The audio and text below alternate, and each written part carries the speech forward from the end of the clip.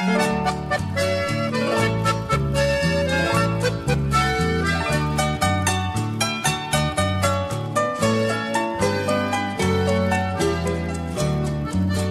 tenho em meu escritório, em cima da minha mesa, a miniatura de um carro que a todos causa surpresa. Muitos já me perguntaram o motivo por que foi.